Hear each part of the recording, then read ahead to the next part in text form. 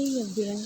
तो आज की हमारी सेकंड क्लास है इन्वर्टिब्रेट्स की। कई वाली क्लास में मैंने देखा कि उसमें वॉइस नहीं आ रही है, तो कई वाली क्लास में हम थोड़ा बहुत देख लेते हैं कि क्या बताया गया था। तो इन्वर्टिब्रेट्स उसमें बताया गया था कि इन्वर्टिब्रेट्स क्या होते हैं। इन्वर्टिब्रेट्स वो होते हैं जो क्या होता है कि एक सेकेंड, तो कल वाली क्लास में बताया गया था कि इन्वर्टिब्रेट्स है ना, वो एनिमल होते हैं जिनके अंदर क्या होता है, बैकबोन या फिर स्पाइन क्या होती है, मिलती है।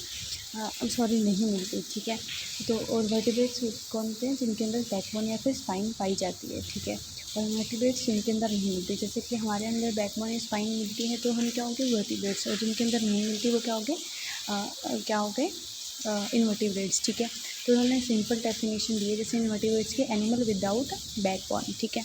अब इन्होंने करेक्टरिस्टिक्स बताए हैं इन्वर्टिब्रेट्स की क्या होता है जिनके अंदर बैकबोन या फिर वर्टिब्रल कॉलम नहीं मिलती, जो हर एक जगह मिलते हैं, जैसे ओशन, फॉरेस्ट के अंदर, डेजर्ट के अंदर, एयर के अंदर, ठीक है। ये क्या होते हैं, स्मॉल होते हैं यूजुअली, बट कई बार क्या होते हैं कि बिग इन साइज भी होते हैं, जैसे कि हो गया ऑक्टोपस, ठीक है। सम हैव सिंपल, इनकी बॉडी सिंपल से कॉम्प्लेक्स फॉर्म तक मिलती है। सिंपल जैसे नर्वस सिस्टम, जैसे गैंग्लिया वगैरह से लेके ब्रेन और नर्व्स मिलना, ठीक है। तो ये सब क्या हो गया, कॉम्प्लेक्स बॉडी स्ट्रक्चर हो गया, ठीक है। और इनके अंदर क्या उनकी बॉडी सॉफ्ट होती है, क्योंकि बैकबोन स्पाइन है तो इनकी बॉडी क्या होती है, सॉफ्ट होती है। सॉफ्ट बॉडी होने की वजह से इनको प्रोटेक्शन का काम कौन करता है, शेल करती है। शेल जो इनके ऊपर आउटर कवरिंग होता है, जैसे कि इसके अंदर होता है, टर्टल के अंदर होता है, ठीक है। कछुए के ऊपर होता है ना जो शेल, हार्ड शेल, उसको बोलते हैं शेल, ठीक है। तो वो क्या होता है, इनका एक्सोस्केलेटन होता है, ठीक है। क्योंकि हमारे अंदर स्केलेटन कहाँ है, इनसाइड द बॉडी है, तो इसलिए हम क्या हो गए, एंडोस्केलेटन। और इनके ऊपर क्या होता है, जो स्केलेटन वो बाहर की तरफ होता है, ये क्या हो गया, एक्सोस्केलेटन हो गया, ठीक है। आगे हमने टाइप्स बताए हैं इन्वर्टिब्रेट्स के, वो हम आज पढ़ने वाले हैं, ठीक है। तो आज की वीडियो में हम देखने वाले हैं कि क्लासिफिकेशन ऑफ इन्वर्टिब्रेट्स क्या होता है। जो कल टाइप्स बचे हुए थे वो आज देर से डिस्कवर करेंगे इसमें, ठीक है। तो क्लासिफिकेशन को मतलब कि इन्वर्टिब्रेट्स को हमने कैसे डिवाइड किया गया।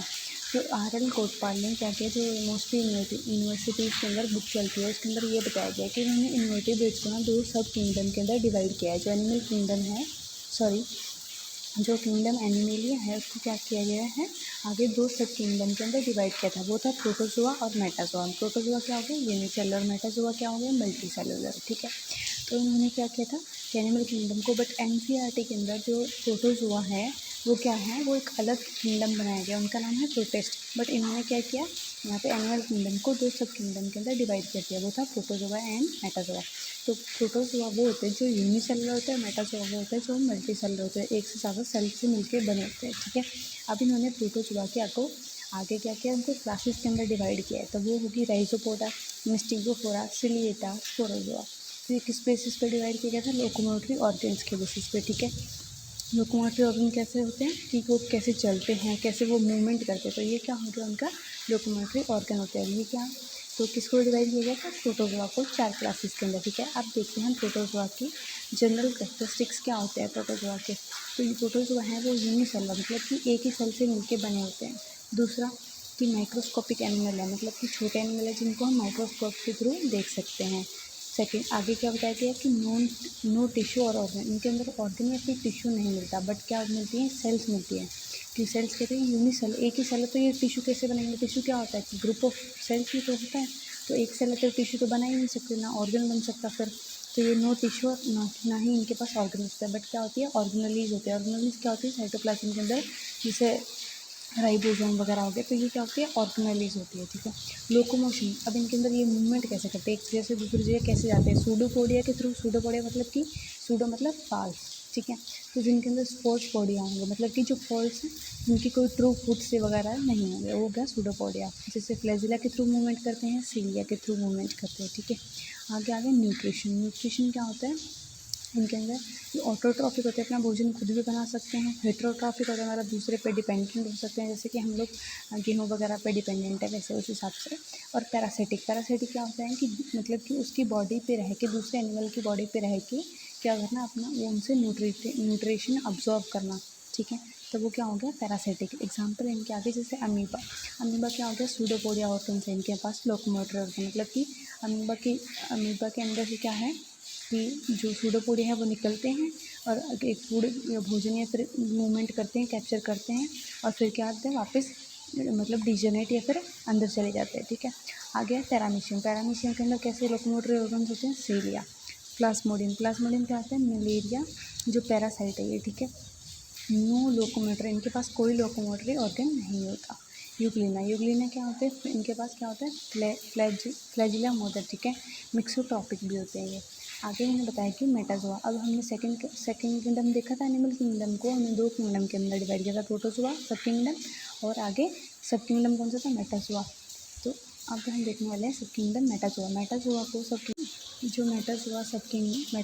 सब किंगडम था उसको आगे मैंने 3 डिवीज़न के अंदर डिवाइड किया है, मीसोजोआ, पैराजोआ, यूमेटाजोआ।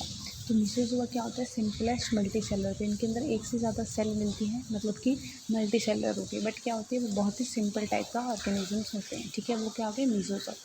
सेकंड आ गई पैराजोआ। पैराजोआ क्या होते हैं, जिनके पास ट्रू टिश्यू नहीं होता, मतलब कि सेल्स, ग्रुप ऑफ सेल्स तो ग्रुप ऑफ सेल्स मतलब मल्टी सेलुलर तो हैं ये भी, इनके पास ग्रुप ऑफ सेल्स भी मिलती हैं, बट ग्रुप ऑफ सेल से मिलकर क्या बनाता है, टिश्यू मिलकर बनाता है, पर इनके पास ट्रू टिश्यू नहीं होता, मतलब कि जो सही में टिश्यू का एक वर्क करता है वो वैसा कुछ इनके पास फंक्शन नहीं होता, तो इनको बोल सकते हैं कि हम ट्रू टिश्यू इनके पास नहीं होता।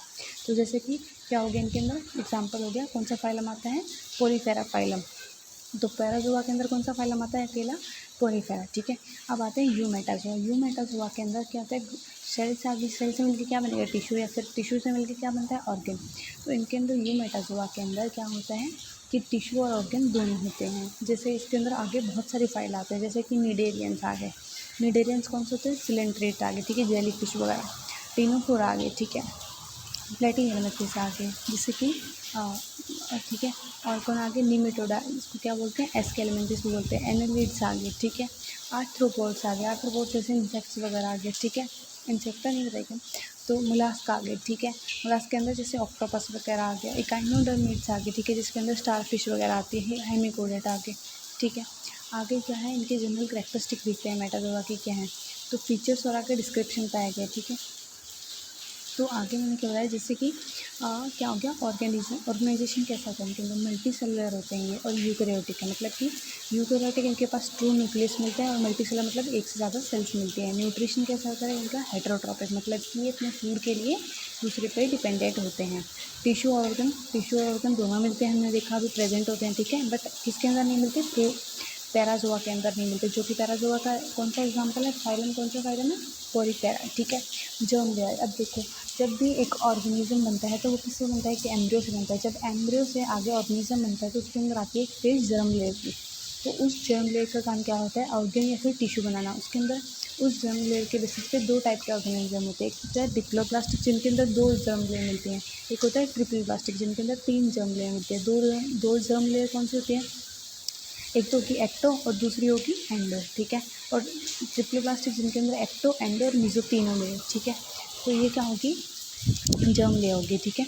तो इन्हीं तीनों जर्म लेयर से क्या मिलता है, आगे ऑर्गन्स बनते हैं, जैसे कि स्किन बन गया, ठीक है, हेयर्स बन गए, नेल्स बन गए, लीवर बन गया, किडनी बन गई। तो ये सब किससे बने होते हैं, कौन सी टिश्यू से, कौन सी जर्म लेयर से मिलकर बनते हैं, डिप्लोब्लास्टिक या फिर ट्रिप्लोब्लास्टिक से ओरिजिनेट होते हैं, ठीक है। सिमेट्री, अब सिमेट्री क्या होती है, तो सिमेट्री को बोलते हैं कि डिवीज़न।